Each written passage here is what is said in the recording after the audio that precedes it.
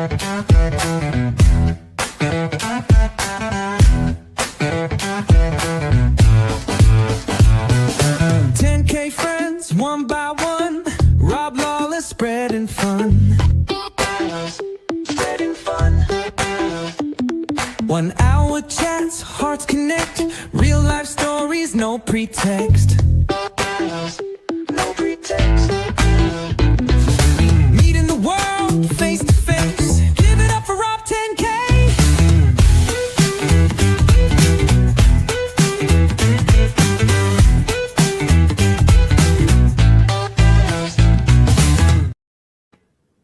AI is scary, isn't it? I have to say I hate podcast intros or stuff like that, but that was the best one I've ever seen. Yes. Thank you. Yes. Yeah. We collect these comments to put into little video things. It's about time Josh gets one. So thank you for giving him that, man. Yeah, it's funny. I was not anticipating the video AI version myself. Yeah, it's like you set up. It's like, oh, that's passable AI music. Okay, cool. And then when I was watching it myself, I'm like, oh, he threw in video. That's amazing. Oh man, that's good. Yeah, we Thank started you. playing with some new tools for fun, and whatever people's feelings are in AI, I think it's important to know what AI can do, and the best way to know is to use it. Like, but the other thing is always tell people, everybody, this was AI. The song, probably all the lyrics, the video, everything was made up by a computer. None of it's real. You should be able to pick that out by rewatching it, and feel free to rewatch this video thousands of times. Yeah, it's not me in a field, but it looked good. So, Rob, let me give you a proper intro. Rob Lawless is an amazing person who started. We'll get to the background, but your goal is to meet 10,000 people. Actually meet, not interview, not get data on or make just a blog post, but to actually have a real human connection with people. And I loved it when I heard about that, and I had to meet you, and I had to check in with you along your way. I'm sad I didn't know you when you started back in 2015. Yeah. 2015, you've been doing this. You're up to over 5,000 people now. I'm sure you know the exact number. I think it's 6,827. That's amazing. That's amazing. The amount of stick-to-itiveness you have to do this day in and day out for all these years, and through good experiences and bad, you're still here doing it. You stuck to your own word, which is the first thing I really want to get in on. Did you know you would finish this when you said you would do it? Yes. I met the first person November 11th of 2015, and I always knew I was going to document it on Instagram, but I didn't create the Instagram account until January of 2016. So it was like 2 months later. And I just wanted to see, like, okay, am I going to do this? So I met 8 people. And when I met 8 people, I said, okay, I'm going to go all the way to the end. So I just knew that I was enjoying it. And I'm very much that way. I think that's a theme in my life. I've realized, like going to the gym, for example, if I want to go to the gym 3 days a week, I'll set that goal for myself and then I won't miss it. I've just realized I'm very disciplined in that aspect. So once I met 8 people, knew I was enjoying it, I was like, I'm going to 10,000. And from that point, I had no doubt that I was actually going to finish it. That's amazing. I love that stick-to-itiveness. I wish I had it in a lot of ways. In some ways I do. I have a saying, have a procedure or have a problem. If I do things A, B, C, like I only have 4 places on my house that my phone can lay down on, right? Like if I lose my phone, it's in one of those places because I won't put it anywhere. And when I do break the rule, I have a problem. So the procedure or the problem. So I really get that. And I wish I had that. But one thing I did really, what I'm curious about, and I ask a lot of guests this, who were you as a kid? Were you somebody who had a lot of friends or wanted a lot of friends? Were you the nerd, the jock, the preppy? And how did that influence getting here now?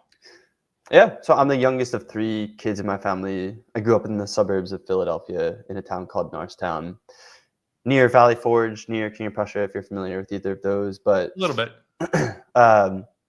Always loved meeting people. Like I was social in grade school. I went to Catholic K through 8 school, was social there and played sports and was involved and whatnot, and was excited to get to high school because I knew there'd be more people there to meet. Oh, wow. Okay.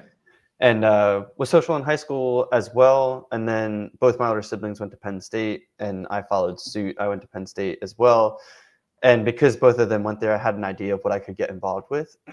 So my freshman year, I joined the Penn State Dance Marathon, which is a big fundraising effort for the fight against pediatric cancer at Penn State.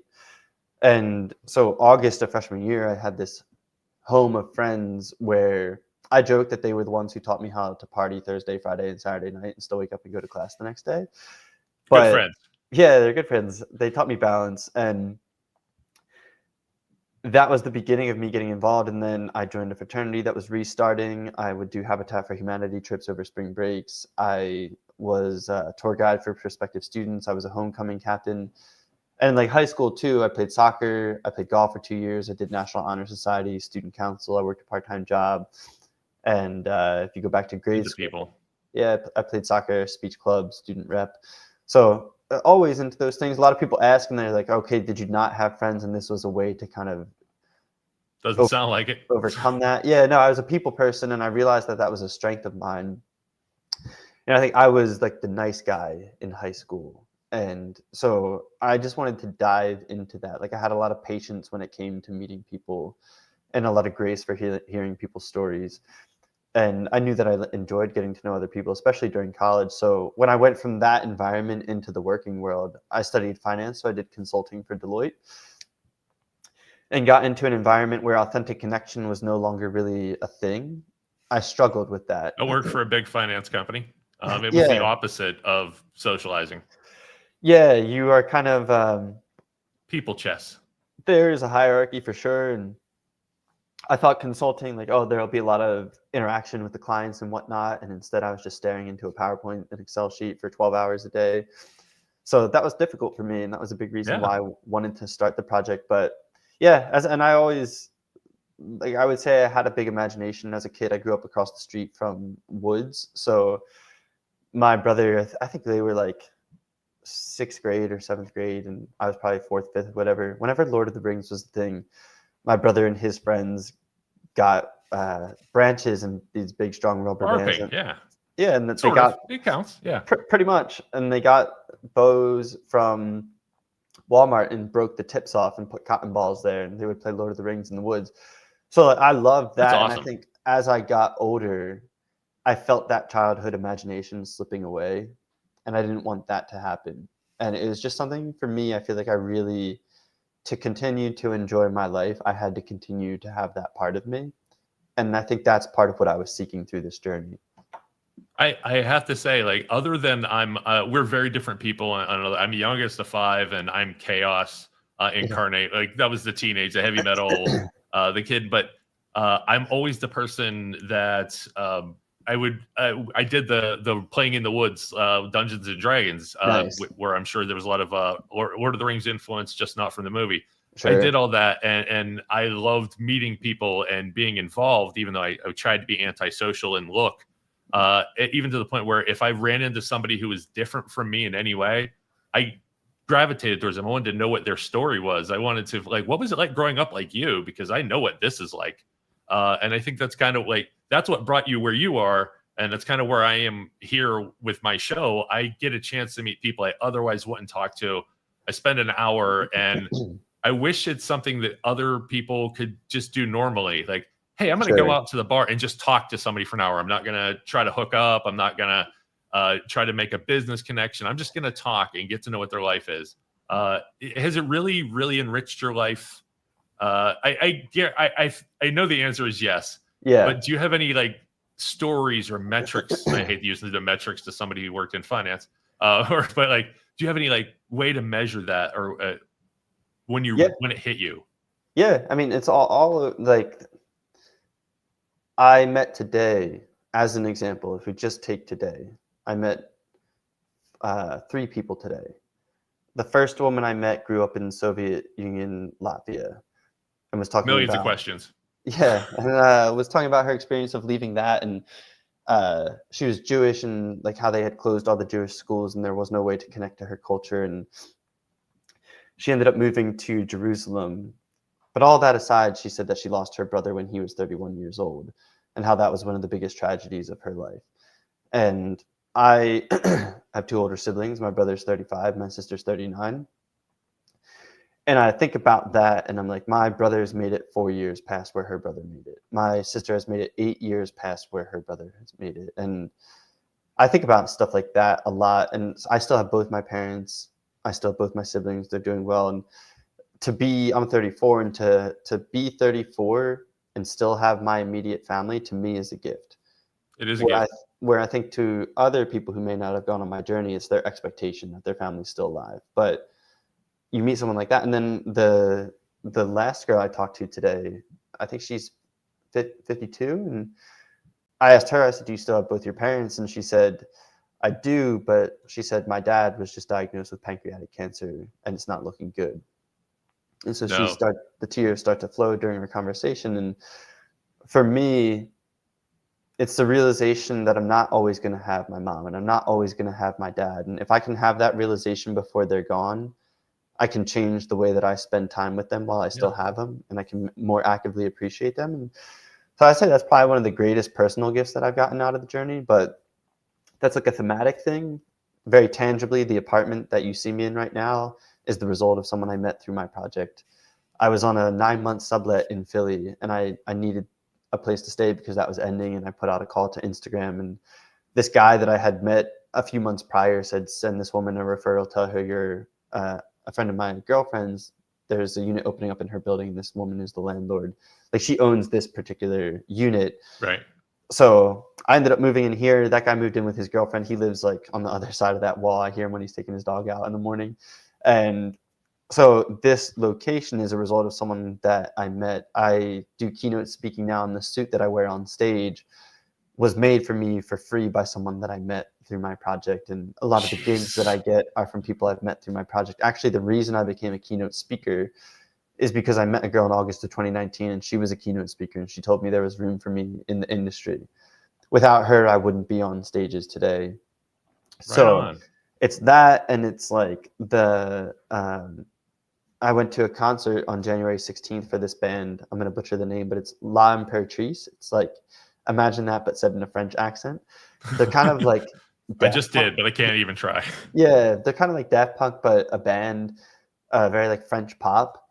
I'm a big fan of them, and I learned about them because of a girl that I met through my project years ago. And she just told me about them, and I looked them up. I enjoyed their music. I shared it with my friends. My friends became fans. So I think about things like that. I met this girl, and our 1 hour meeting set in motion my January 16th, 2025.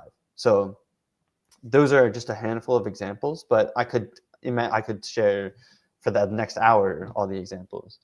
I have this funny you mentioned that, like, turning point, that date, and I have this fascination for history, and I suck at dates, but there's always, when I can get it down to one person making one decision that changed everything for everybody, like the first atom bomb explosion at Trinity, changed everything for everybody, and nobody knew about it, but one Mm. person kind of made that decision at some point that made that happen, and I'm fascinated by that. What was the point in your life that made you decide to do this? I think there were a few, and I think it reminds me of the saying, you can only connect the dots looking backwards.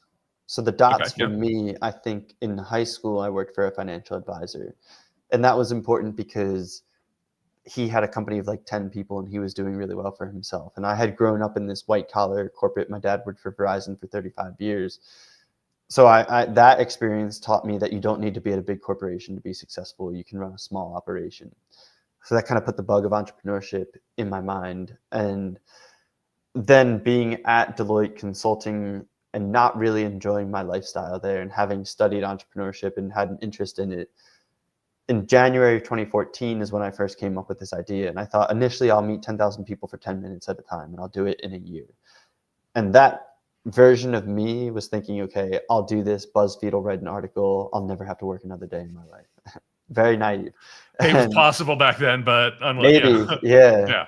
Yeah. But it just wasn't from the right place, and it sat in my iPhone notes for a year and a half. And then I went from Deloitte Consulting to doing sales at a tech startup, and I was having these 30-minute sales conversations with people. You talk about the weather, sports, whatever, and then you get into the product. Yeah. And I was like, okay, well, that's still short enough of a time where it's surface level. So what if I did an hour with each person? And what if instead of this thing being an overnight success, it's a long-term journey that is built very methodically over time? So I went to this tech startup, and when I was there, I was writing these journal entries in my iPhone notes, and I called them thoughts on the way to success, because I thought it'd be cool if I ever became successful that I could reflect back on these things. And I only wrote 3 of them, but in the second one, I wrote my ability to meet people is what will take me to where I want to be. And I didn't know what I meant by that at the time. It was me recognizing the fact that I've always been a people person, and I'm good at connecting with others. So when I went to write the third one, I reread the second one, and it reminded me of this idea to meet 10,000 people. And that was the spark of inspiration for me to say, okay, well, why don't I start reaching out to people? So I just started DMing random people in Philadelphia who didn't have like any crazy accolades or anything like that, just everyday people. And Yeah. there was a website called billypenn.com that had a who's next list of who's next in the political scene, who's next in the culinary scene, who's next in the art scene. Okay. And I was like, oh, cool. There's a diverse group of people. I was already used to getting people's emails, sending them emails, and then following up if I didn't hear back. So I just applied that to my project and started reaching out to people in September of 2015. And then the first meeting occurred November 11th of 2015. So you use the world of sales for good. Oh yeah, the sales is super important, and still is to my to this day with speaking and everything else involved with this. Of course, yeah. Yeah. Yeah, I love that, and I just love that this is taking you so far. Can you describe like your very first, the first person, the first friend, and are you still friends with that person? Like, do you keep in touch? I should say. I'm sure you consider them still a friend, but I have not talked to the first person in a long time, although I'm sure I could hit him up today and rekindle that conversation. But he was the founder of that website, billypenn.com. And I reached out to him because I said, I see you have this Who's Next list. And they had a Who's Next bash where they were going to bring all these people together. And I said, I'm interested in buying tickets to your event because I want to talk to all these people for this thing, but I figured I should invite you as well. And we had lunch at Cozy, a little like restaurant in Philly, Center City. And I just remember from that meeting, of course, I remember some of the things we talked about, but the thing that stuck out to me most was him being like, oh, what are you, like 1,000, 2,000 people into this so far? And I was like, no, you're you're very first person of the project. So yeah, I think you thankfully were good at what you were doing already. Yeah, thankfully he didn't know I was just starting. So, but that became part of it. The second guy that I met was really interesting. He's an artist, and I started to Google Philadelphia artists because I loved art. I didn't work in that scene, and I kind of wanted a way to be connected to it. And it took me to a site in liquid.com, and that lists a bunch of Philly artists. So I just looked at the ones whose art I found interesting, and I sent them emails. And I met this guy, and he was talking about this. He was like adapting a Russian play or something into artwork, like a book of art. Oh, And wow. it was called Tales of the Buffoon. And it was his life's work that he was doing. And I love it because he's literally just about to finish it 10 years later. And I know how much work has gone into my project during that time. So I know how much work has gone into his book in that time. And I just looked him up on Instagram because I don't even think he had an Instagram at the time. Otherwise, I would have been following him. But he posted like, hey, I'm getting ready to launch this. So Oh, wow. I said, hey, like when I pitched him in the beginning as my network grows, yours will grow with it. And hopefully I can share what you're working on. So I'll be happy when he's done with that to post it to my Instagram and whatnot and say, hey, here it is. Yeah, I'm looking for that. That sounds really interesting. Yeah. Yeah, wow. 10 years of just doing, like following through. Yeah. And and this the subject matter sounds fascinating too. Like just like he's taking something that like we get bombarded with so much American stuff and like the tropes and all these things come. I love whenever foreign film or something reaches me and I'm like, that's weird. I like how other people look, like the reason we meet people, essentially how how everybody else looks at things. Yeah, for sure. And I'll share, the meeting him was sort of I've arrived moment to, like the NFL, they have like, what's your welcome to the NFL moment? It was kind of my welcome to meeting other people and hearing their stories moment, because he's an artist. And I said, it'd be cool to meet you where you do your art. And he said, well, my studio is on the 3rd floor of my house in South Philly. So if you want to come meet me there, we can meet there. So I traveled to this stranger's house. He opened up the door and he said, "Are you a serial killer?" And I said, "No, are you?" And he said, "No." "Okay, cool. You want some water?" So he got me a What are glass of the odds? water. And yeah, and I went to his studio, and he was telling me about his art and how at a certain period of his life it went through a dark time. Because he said, he was like, one day we were sitting in the living room with my dad, and my dad was sitting in his armchair, and he got up and he went into the other room and he shot and killed himself with a shotgun. Jeez. And I That now, would affect you. yeah, and I've heard a lot of crazy things now to where I'm prepared to hear something like that, but that was a very jarring moment for me. Right. Literally second person into the project to be like, hey, people have real things going on in their Real lives. people. Yeah, so it was a lesson right from the start. That is, I haven't run into well, we have had interesting conversations here where we're laughing at a joke and then all of a sudden it's dark. Sure. And we have to remember these are real people. Like when she Yeah, says she got stabbed, there might be a funny angle to it, but she's a real person, and the person who did it's a real person. And right. yeah, that was a learning lesson that we had as well. Like when you talk to people, uh, there's more to what they're saying than necessary than the moment that they're describing. Sure. So be a little careful, be prepared for it. Be kind when it hits you, and be ready for something like that to hit you any moment. Definitely. What are some of the other lessons perhaps you learned when interviewing people, like you from person one or two, where you're already good at it? You've been complimented on person one. What are some of the lessons that you learned or that you carry with you from 1,000, person 2,000, so on, like the big block moments? Well, I always say the biggest thing I've learned is no one really knows what they're doing with their lives. Everyone's just doing the best they can with the resources that they have. And I think when you can acknowledge that everyone else has uncertainties and has insecurities, it just puts you at a place of understanding other people. And one of the ways that I don't really care if people open up to me or not. It's not my intent to like dive into the deepest parts of their life. I'm happy to Fair talk enough. about the Eagles for 45 minutes if they want. To me, it's just about sharing the time together. That being said, it is always nice when you can get into those deeper moments. And I think for me, the strategy is just not not caring one way or the other. Uh, And I think Just to when be people, present. yeah, and when people realize like, oh, he's not trying to get anything out of me, then they open up. It's almost Yeah. backwards in a way, but they'll take me there on their own because they realize, oh, okay, here's actually a genuine ear who wants to listen to me, and he doesn't want to use this information in any way. He's just curious. So then they almost come to me and they spill their story out. It's like their cup is overflowing and they're just waiting for someone to hear it. And at So the end, they're like, I thought you were really going to dive in on how I might be insecure about my nose. And you're like, sure, no, well, like, because this one time when I was a kid, and then you have a story. yeah, As soon as you get that comfort, you get a person. or yeah, You and get the there's person before, but you get to see another aspect of them. I think whenever you earn or not earn, but when you get the trust. yeah, and if someone tells me something wild about their lives, obviously the mind will go to, oh, I want to know more about that. I want it, but I will restrain myself from asking anything more, and then I'll let them tell me or not. And I think that's been a useful technique. Another thing is vulnerability breeds vulnerability. So sometimes I'll just share about myself first and then leave the door open for them to join me on that level of Sure. Yeah. openness or not.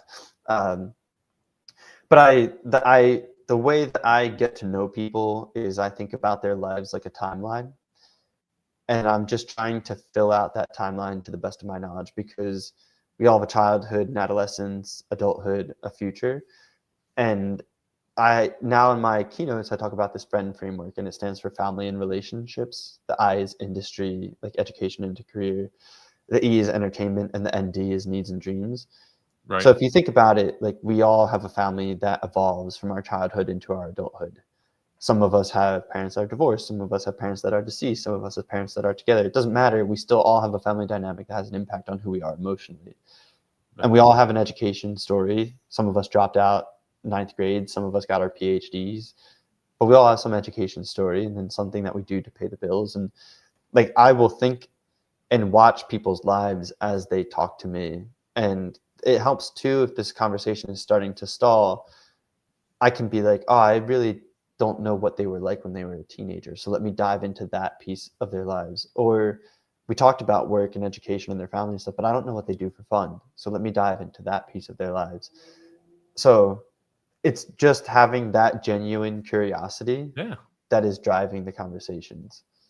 Yeah, I actually when I give a relationship advice, and often there's questions like, how do I meet people, or we're going on a first date, what do I talk about? I'm like, talk about the other person, ask them everything you Yeah. want to know about them. Like you're going on a date to learn about them, ask Uh-huh. those questions. Like, what do you dream in black and white? Do you whatever it's about, whatever you look around the room and go, do you like salt and pepper on chicken? Like, how do Yeah. you like to cook things?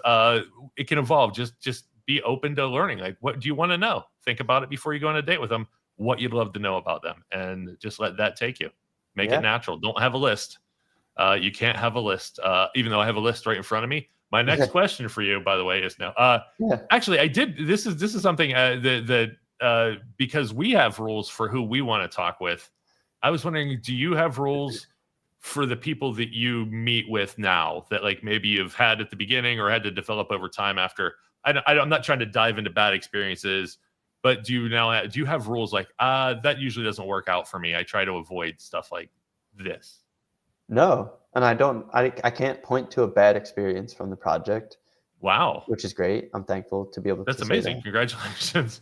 Yeah, and I think Yeah, part of it we is my haven't either. To be fair, we've had a fantastic guests throughout. We've only had a couple prank callers. We'll probably get one today.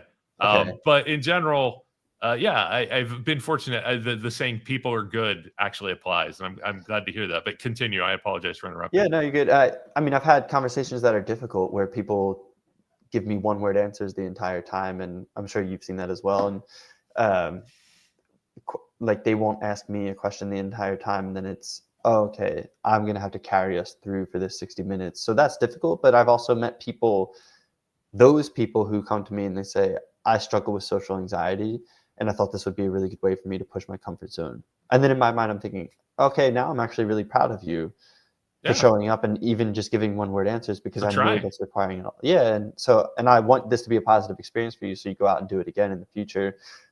But my only rule is that I don't already know people. So, Okay, because for me, the whole purpose of this journey is to get sure. to know new people. So, if I'm, because a lot of people ask, oh, did you start with your family and friends in the beginning and then just went from there? I think a misconception is people think that I'm trying to share people's stories. Like I'm meeting people to get their story to share And then it. you make I make my living off of vampiring your story, but no, I've read your Instagrams, and I don't yeah, no, you're not doing that. You're actually taking the time to know people.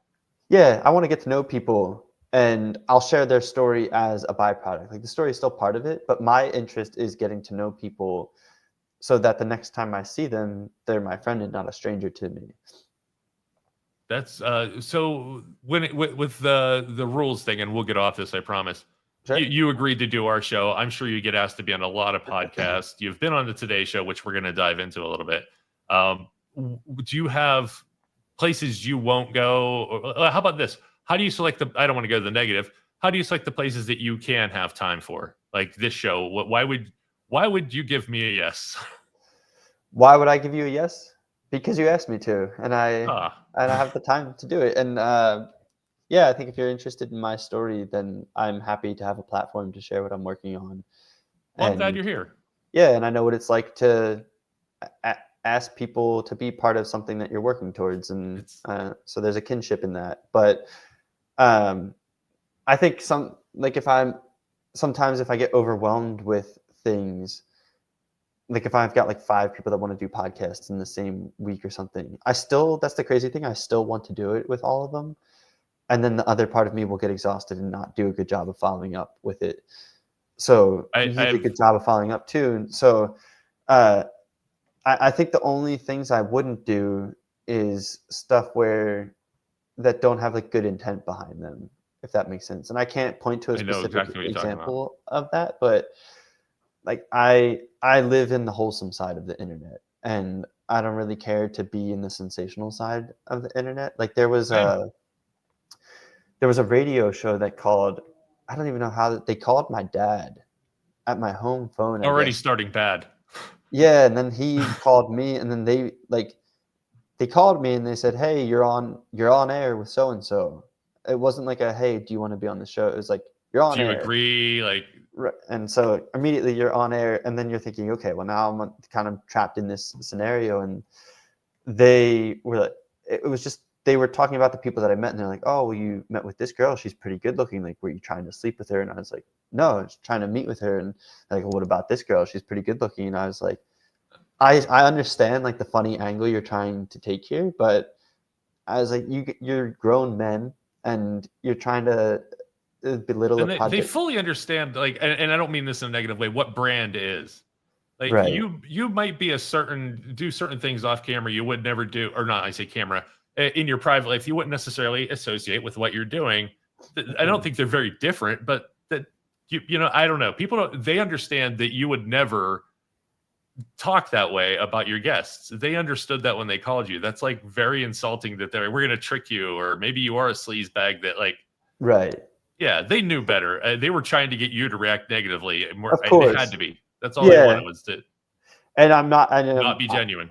right, and I'm not that way, and the project's not that way. But that's one example that I can remember where I was like, "Oh, I'm not having fun in this situation." Yeah, that's I don't know. I if that happened to me, I would be curious to find out what they were doing, but I would also just as equally likely to just hang up.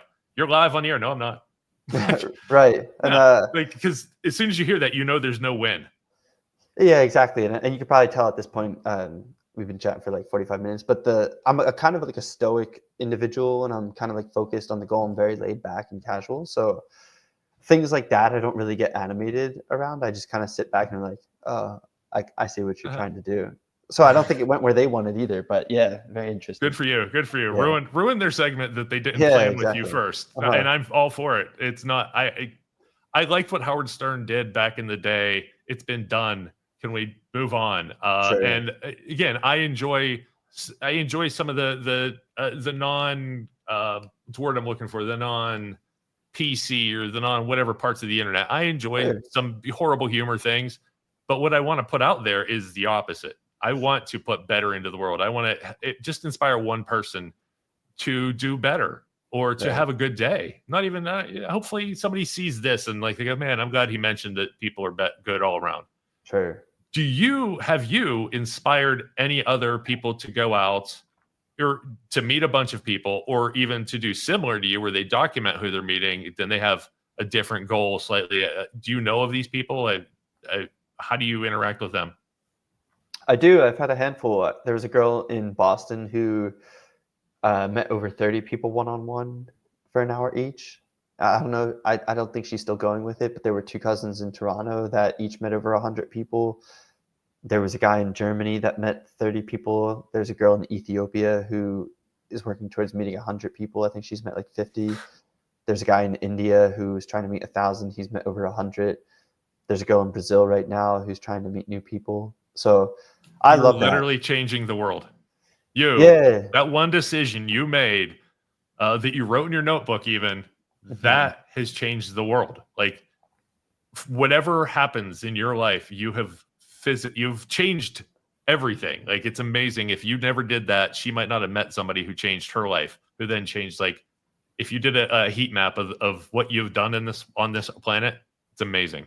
Yeah, definitely. I can, if you give me 1 second to look up in my Did you do a heat map? I didn't do a heat map, but the girl from Ethiopia on May, because she reached out to me in 2022, and then a year later, May 9th of 2023, she said, "Hey Rob, I just want to thank you for thinking about Rob's 10K Friends project and sharing with the world. If it wasn't for you, I wouldn't do something interesting and fun with my life, and I wouldn't have these many cool opportunities in my life. I appreciate you." And I said, "What cool opportunities have come with the project for you?" And she said, "Hey, I got an opportunity to work with my favorite radio program growing up. The contents are related to collecting stories of people and presenting it back to them. I'm so excited, and I will start soon." So yeah, to me, that feels so much better than the bi-weekly paycheck from Deloitte. Heck yeah. Bi-weekly paycheck was great, like stability wise, but yeah, to know you're having that impact on people is really cool. And I've been able to, I introduced two expats that were living in a small town in the Netherlands, and they got together and had dinner and sent me a picture of them at dinner together. So moments like that are really fulfilling to work towards. Do you count how many children were created because of you? I don't know yet. I've Yeah. introduced people who then went on to have kids, or I've inspired somebody to go out and do something, and they met somebody and they've had a kid. I'm like, if it wasn't for me, that kid wouldn't be breathing. Yeah, it's beautiful. Yeah. I made a life because I don't have kids. That's how I have it happen. I just put people who want to have kids close to each other and see what happens. Yeah. Yeah. I don't think I have any of those yet, but hopefully by the time the project's done or at some point from it. Have you met people that knew each other or later on met each other? Like, not on purpose, like, this is my friend, you should meet them, but like you're in a whole different town, other side of the country. Like, I knew a guy in New York who used to ride a green bicycle up and down the street with an interesting story, like something like that. Yeah, I've met people that I knew they were connected in ways that they didn't know that they were connected, because I kind of had that 30,000 foot view. I have met people where we've realized that I had met their friends. I've met people where I realized like we were at the same concert years ago, and then we were just meeting actually right now. I've had people. There was this guy, Graham Steffen. He's kind of like a financial YouTube guy. But he had this other guy, Andrew Hales, on his show. And Graham was telling Andrew about my project because Andrew was running an interview series. And Graham was like, yeah, this guy Rob, he's doing this whole thing, blah, blah, blah, blah, blah. And Andrew listened to him for like 3 minutes as he talked about my project. And then he was like, yeah, I was number 1091. And he's like, oh, you know Rob? And he's like, yeah, I thought that's why you were talking to me about him. So I've had people that were trying to tell other people about my thing, not knowing they already knew about it. Hey, let's say Graham's name one more time. So when YouTube makes this an algorithm and they take, the transcribe it, we get his. Yeah, Graham Steffen. He's got, I don't know how, he's 6 got like million? at least, yeah, he's got millions of subscribers. Yeah, let's get some of them over here. That's fine. He's a good guy. I follow him as well. He's a financial guy. You'd like him. He's very level-headed. Yeah. Yeah, and he, interestingly enough, he was working at the time at this real estate firm called the Oppenheimer Group, I believe. And which goes back to my Trinity point. Yeah, sorry, but he introduced me. Sorry. Yeah, I missed. It went over my head, but I missed the. I talked to this girl, Christine, from his office because he was talking about how he met me, and then she said she wanted to meet. So I was living in LA at the time, and she said, yeah, we met, and she's like, yeah, Netflix is going to do a show on our real estate firm here. And in LA, Netflix is going to do a show on everyone. So you take it with a grain of salt. And sure. I was like, oh, cool. That's great. Wonderful. And she told me that she moved there from Dallas to pursue acting. And that show went on to become the show Selling Sunset. And this girl, Christine, became one of the famous characters on that show. And I was like, huh, she wasn't lying. You found the one honest person in LA. No. Yeah. I've actually, because of this show, I have some friends in LA that I've turned around on what I used to think about LA. There's really good people there too. It's pretty cool. Definitely. Yeah. That's the other thing. I think to truly understand the world or understand your place in it or even understand what's going on, you need to leave your hometown. It's okay if you still live there, but you need to you need to meet other people, hopefully where they are. How much traveling have you done for this? Because you're meeting people where you are, and I know you've traveled a lot, especially with your keynote speaker job. Mm-hmm. How far have you gone to meet people? So I was meeting everyone in person until COVID happened. So the first 3,259 people were all in person. And in that time, I started in Philly, and then I ended up living in LA for a year and a half, but it was over 3 separate periods of time. So I drove there and back. So I've driven across the country 6 times, and I've met people in over 20 different cities along the way in person, which was really cool. I'm actually jealous, officially jealous right now. That's a dream sort of journey. So. Oh yeah, I would definitely recommend. And it teaches you a lot about the country and about the how broad America is, and how someone in Philly could have a different political ideology than someone in Iowa where it's farmland for days or whatever. And Pittsburgh to Philly, we're supposed to hate each other for, I don't know why, but we're supposed to.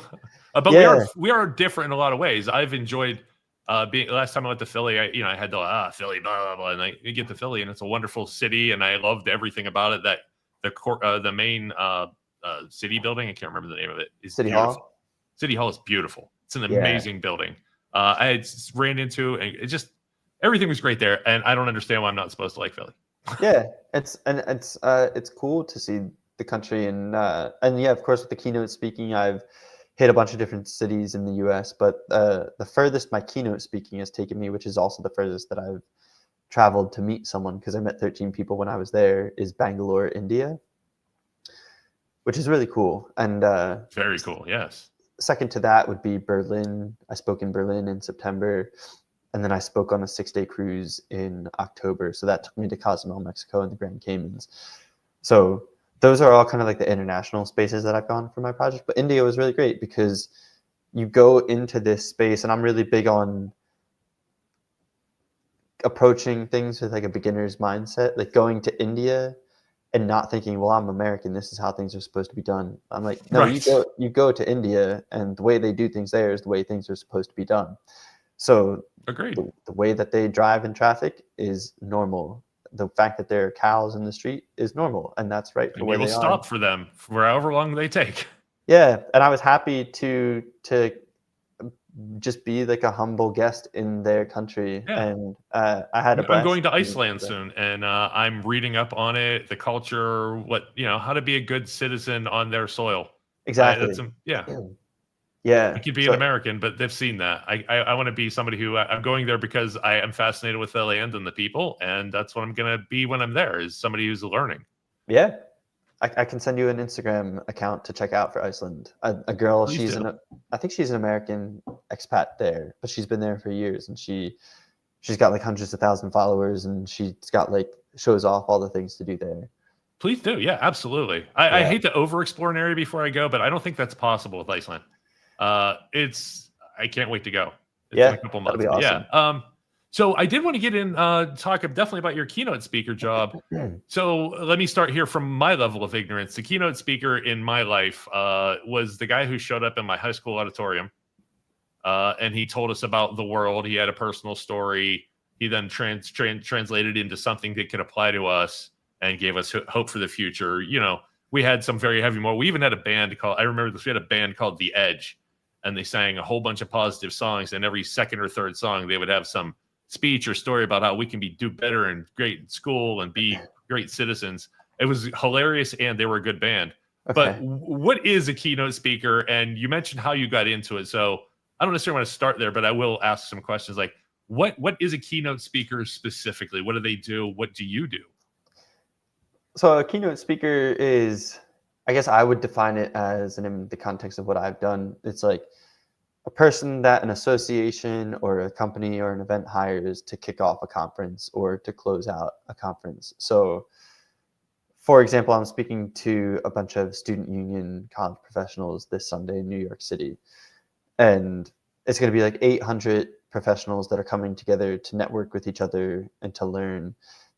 And what I see as my role is to set a tone for connection at the conference by sharing my story, sharing the value of why we should be more intentional about connection in our lives, and actively connecting them with each other during my session. And I speak usually for 60 minutes. I talk about the value that I see to intentional connection, which to me is an increased sense of belonging. You're expanding your perspective. You're constantly opening doors to future opportunities. I talk them through that friend framework, and I'll break them out into pairs 4 different times to discuss different parts of that framework with each other. And it's just to get them in the habit of there's more we can dive into other than, okay, what's life like at your campus, or what is your role there? So yeah, it's a little bit similar to your high school experience. But okay, I wasn't. Yeah, I know those are motivational speakers, but like they call it, we had keynotes as well, and right. And I don't consider myself a motivational speaker, because I think of motivational speaker as like Tony Robbins, like go out and make 100 sales calls today. And I'm just saying I've done this thing in my life, and it has proven, like, the thing that I think about is, I've been talking about this more, like John Lennon and Paul McCartney met in passing through a friend at a church festival when they were like 15, 16 years old. And that chance encounter led to a cultural revolution, and their catalog is now valued at over $1 billion. So in my mind, because I'm usually talking to business people, it's like, if someone says, okay, email marketing is really valuable, you should create a newsletter and send out emails. People are like, okay, let me get the technology to do the email marketing to send out things. But if people say, hey, connection is really valuable, people say, okay, cool, but I don't have time for that. And I'm like, this is crazy to me that Crazy. This chance encounter could lead to over $1 billion of value. So for me, what I think, and part of what drove me to start this, is the idea of can you manufacture fate in your life? You could think about chance encounters in your life that have created value for you. And if that holds true, if you go and intentionally meet 10,000 people, are you able to create more value in your life? And I've seen that the answer to that is a resounding yes. Because of all, and I talked about the apartment, the gratitude, the keynotes, all the things that I've gotten out of it. And those are just a few examples. So Yeah. I'm just trying to show people, like, hey, I've kind of walked the walk and it's cool. Like, the view is really great up here. So if you want to come up and see it as well, the path is there. That's kind of how I approach it. All you have to do is do it. Exactly. With part of this doing it, how vulnerable do you think you need to be to do it properly? Because you're making a human connection. You have to open yourself up. Are you okay being vulnerable? What would you give advice to somebody who's like, I'm not sure I can open up that much? I'm okay with being vulnerable. I think it's because I trust people, and I like there's really nothing for them to gain from me being vulnerable. They're not gonna. I don't see how they could weaponize it in any way. I think that's Okay. It's about setting the tone of respect too. Like, I am coming to the table to respect their stories. So it probably gets easier the more you do it. I mean, I'm very comfortable with it now. I've met a bunch of people, but I think that's the importance for me of having a goal. Because if you say, okay, I'm going to meet one person a month for the next year, your third meeting might be terrible and really awkward, and you don't feel good about it. But then you say, okay, well, I have 4, 5, 6 to grow and get better. And maybe 7 is going to be really awesome. And 8 is going to be fantastic. So if you have 12 meetings on the calendar, one bad one isn't bad. It's good batting average.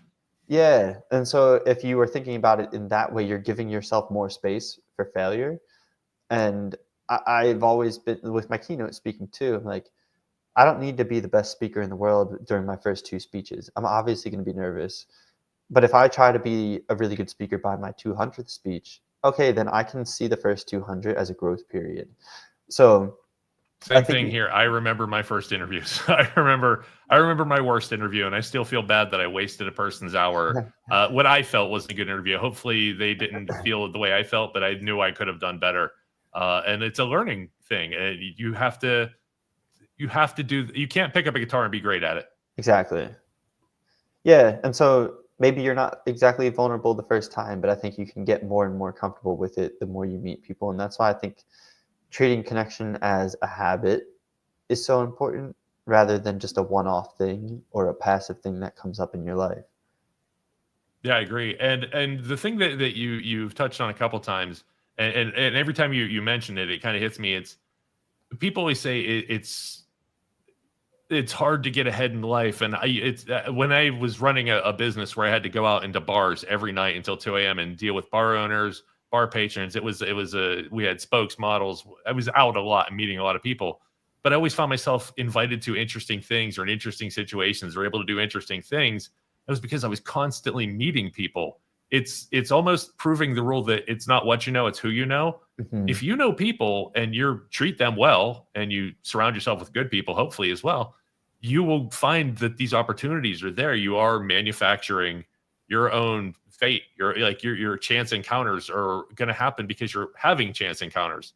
If you stay at home and you don't meet people and you stay with your small circle of friends, it gets really hard to have something interesting happen that you didn't plan and work for and do all the things. And instead of just, you wake up one day like, hey, I need an apartment. I wonder. Yeah. You know? Yeah. Yeah. And there's one of my favorite terms is this. It's from this book, The Dictionary of Obscure Sorrows, but it's called onism. And it's defined as the awareness of how little of the world you'll experience. I'm very aware of that. There's so much I want to see and so little of it's touristy.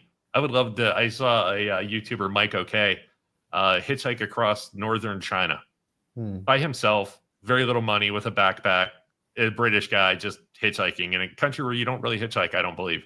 And it was fascinating. It's the stuff I wanted to see. I wanted to see like the desert area, go to the forest area, and all the train. I just wanted to meet those people, and I'm so jealous. He not only does it, but he has this special skill of just making people like him. That like I'm jealous of as well. Like just you see his face, like you're a good guy. Yeah. One of those people. Yeah. Infectious smile and laugh. You've got it too. I think I got a little bit, I think, but yeah. I also worry about like an American hitchhiking across China instead of a British guy right now. That could be a different story. Yeah, that's true. So he's fortunate there. But yeah, I love that stuff. I love what you're doing. Let me ask you a question. 2 questions, really. When you get to 10,000, do you think you're going to stop, or do you think there's going to be 20,000? I don't think I'm going to stop, and I don't think there's going to be 20,000. I think once I hit the 10,000 goal, I will feel accomplished in completing what I set out to do. And I won't feel the need to have some other major goal out there, but I will feel the need to continue connecting with people. So now I try to meet 4 people a day if I'm not traveling to speak. Wow. And I think that once I complete the goal, maybe it'll be like 1 person a day. But I still, going back to that term, the awareness of how little of the world you'll experience, the best way that I know how to multiply my experience in life is to meet with other people. And it's crazy to me that I think sometimes, I don't even know if I can fully explain or comprehend it, but like think about all of your favorite things in the world, or all of your potential favorite things.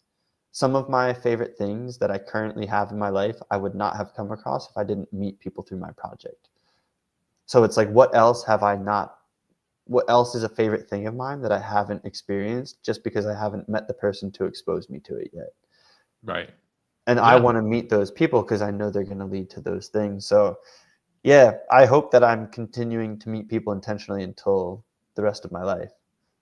That's in not doing what you do. I work for a lot of startups, and I tend to find myself in a work environment surrounded by very different people. Every startup, and other than really not liking the first couple of weeks of work, I love the fact that I get to meet different people, and I have eras of my life where I've been surrounded, and I take people with me, and this friend circle of even Josh and Zaz here, like from different parts of my life, just colliding and coming back, and opportunities just because I said hey and made a joke. And open myself up. But this is completely out of left field. What are your dreams like? The faces in your dreams? Because you've incorporated a lot of physical and personal knowledge. I can't imagine, like, if you remember your dreams, that there's not some chaos. Like, did I meet that person? Was that somebody I knew or no? Yeah. I have people from my project that are in my dreams. My dreams are chaotic.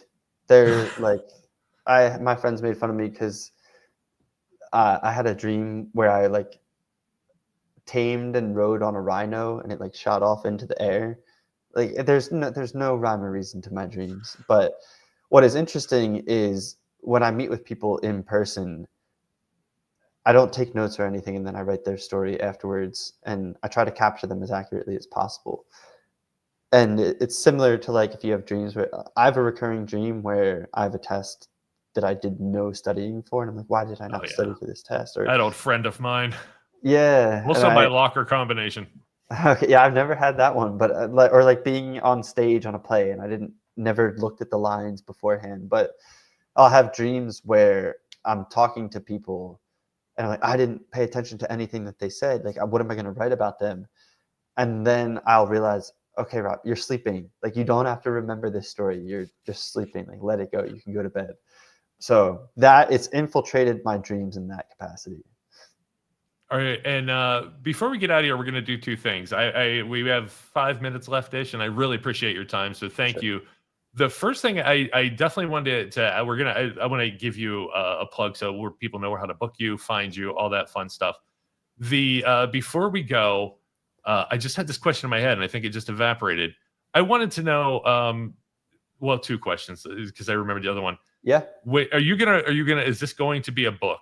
Because I think it should be. And I don't mean this any crass, this is why you did it all, but are you working on a book? Is this going to be a book? Because I want to read it.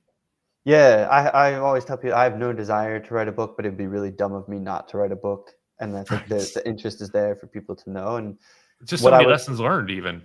Yeah, and I would love to. I had a literary agent last year, and we put together a proposal, but it wasn't the right style of book, and the timing wasn't right. I would love to do a a memoir of what this journey has been from my experience, because there's so much to it, and I all will read the it.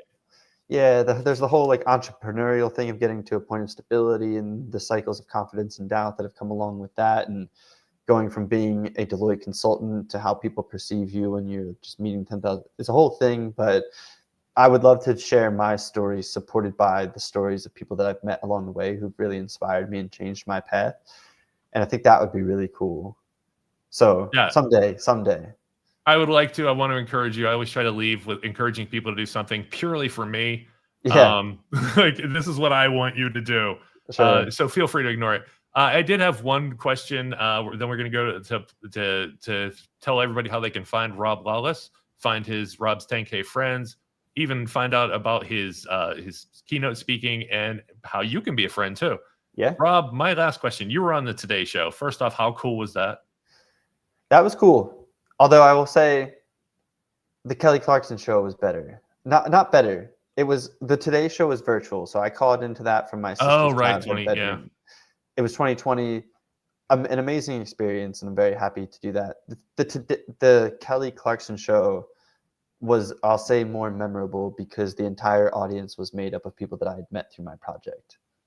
I was gonna hope that at 10,000 they all have a party for you.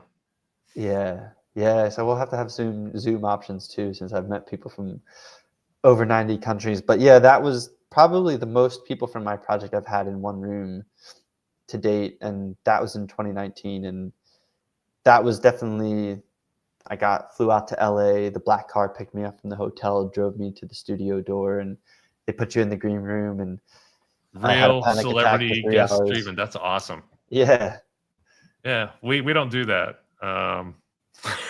Josh, get on that. hey, just as good. It's just as fun. If you're in Pittsburgh, I would love to meet.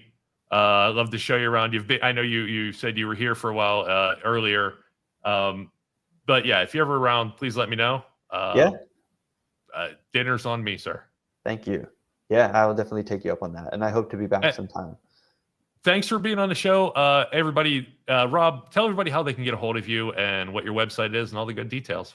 Sure. So my Instagram account is Rob's 10K Friends. It's where I keep track of everyone that I've met, and I would love for anyone seeing this who's interested in meeting with me to shoot me a message. I'd love to meet with them. You don't need to be interesting. Do not fear that you're not interesting enough. Everyone is interesting, and I don't care either way. I would love to meet with you. So yeah, just if they want to follow along with the project or be part of it, shoot me a message there. And then my keynote speaking is just my name, roblawless.com, which has my topics, the places that I've spoken.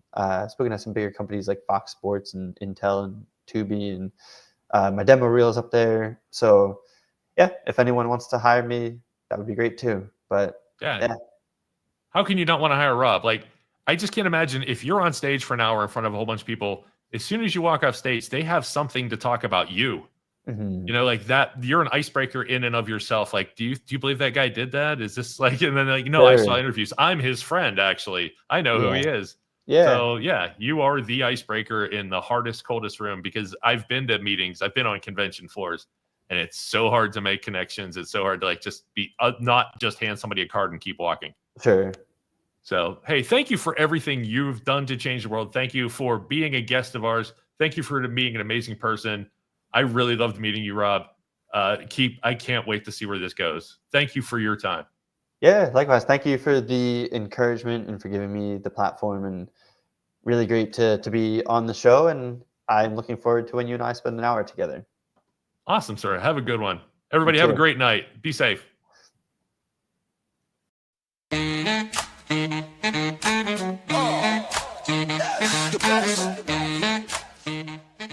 Oh my goodness, that is quite a question. Oh, you are so funny. That is so true. You're like the only person that's ever asked me that question. I'm really glad that you noticed, that you pointed that out. So I just want to give you a shout out and say it's appreciated. It's been so fun chatting with you guys. I didn't realize how late it got. I'll always talk to you guys Thanks very much. And again, you guys are super well prepared. You got your act together. I hope you continue to get more viewers. You deserve them. You guys, you are the first podcast to bring this up, and I'm impressed. I'm really impressed. Thank you. Bye.